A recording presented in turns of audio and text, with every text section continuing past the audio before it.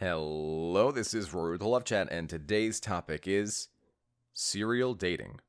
Now, this is video number 287. If you have a question you would like for me to consider featuring on my channel, please write it in a comment below, and if you enjoy my videos, as always, it's extremely helpful to me if you subscribe and hit like, and that gets my videos shown all across YouTube so that this information can be given to people who really need it.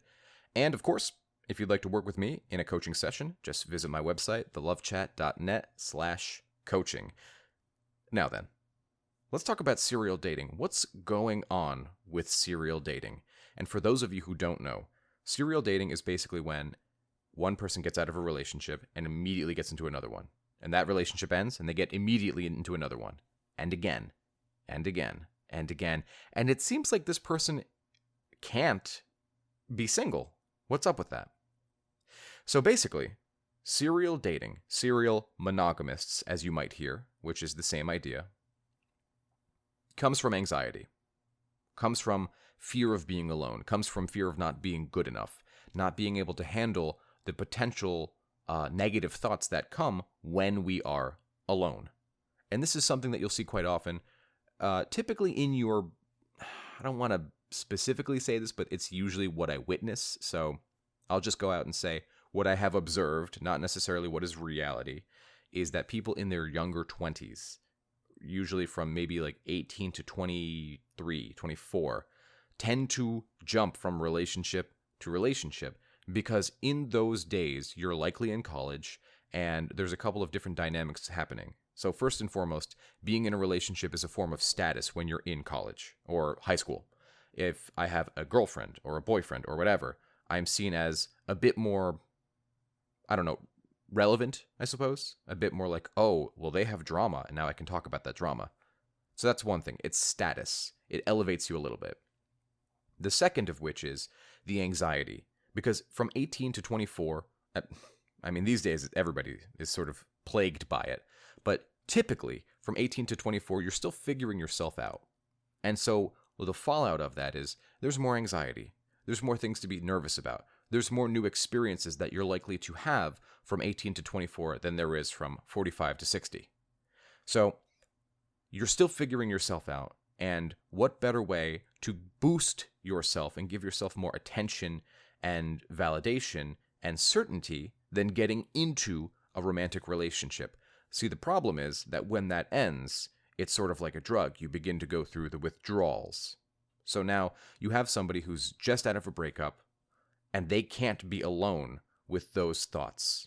This is the same type of person who might not be able to take a long car ride without the radio on. They simply cannot be left alone to think about those negative thoughts. And those negative thoughts are usually no different than self-beliefs, right? I'm not good enough. I'm unlovable. I'm unworthy. Nobody cares about me. I'm ugly. Whatever negative thing we believe about ourselves, we all have it. And maybe some of us fake it real well, but we all have it. And that's just like, welcome to being alive. So what better way to combat all of that than by getting a constant source of attention and affection from someone new? Now, this doesn't mean that this person celebrates the ending of a relationship so that they can dive into a new one. Rather, it means that I'm in a relationship, the relationship failed for whatever reason, although likely it's clinginess, neediness, and too much anxiety. And so I will immediately, like within a week or two, and maybe within a month, if I'm being a bit more fair, find a new relationship and dive right in with somebody I barely know. Now look, this is going to be a topic for a different day, but some of the best relationships that you can find are going to come from people who are your friends first.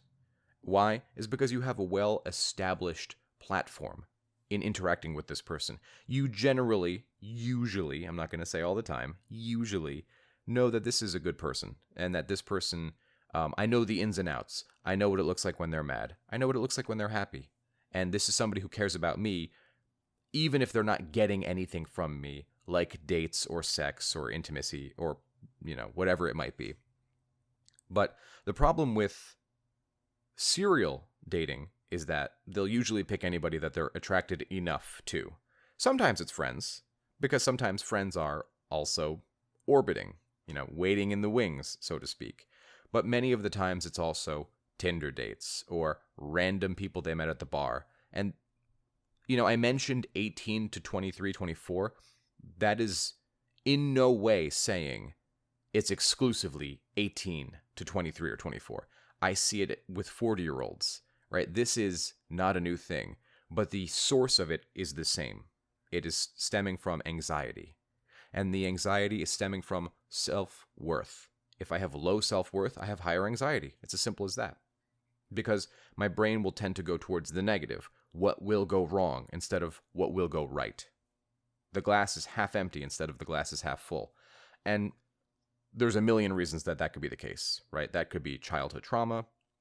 That could be a life where, you got a raw deal, right? The short end of the stick. It happens. And it is our duty to address that anxiety. But in order to fully address that anxiety, we need to first understand where it comes from, right? Because anxiety is a big word, and it can mean many things.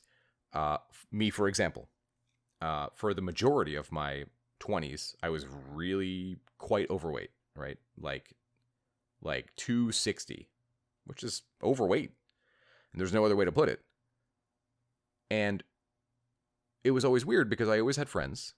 I somehow always had a girlfriend. But then those things started to crash. And one day, I realized that my anxiety about being overweight affected so many areas of my life negatively. But because I was always in a relationship, right, I always had that feedback, that validation, I never really thought that much about it. But whenever I was alone and single, all I could focus on was how unlovable I was, how ugly or overweight or whatever. Because that's what it does to you. That's what that negative self-belief feeds to you. And you're single, so you have something to point to. See, I'm single. I must not be lovable. Except I was forgetting that I'm a human being. 3D, baby. And I am more than capable of loving myself. And I have a very supportive family. I'm lucky to have these things. But I fully understand where it comes from. Because we just love to take shots at ourselves. We love to prove that we're no good.